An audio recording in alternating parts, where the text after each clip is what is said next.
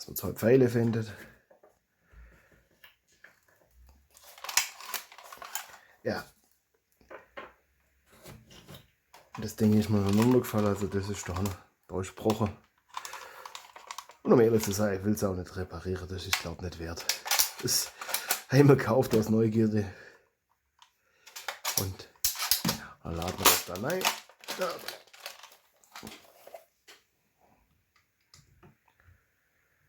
Dann probieren wir das da.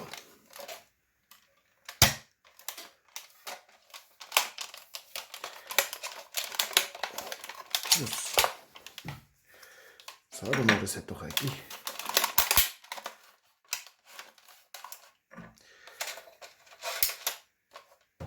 schießen sollen.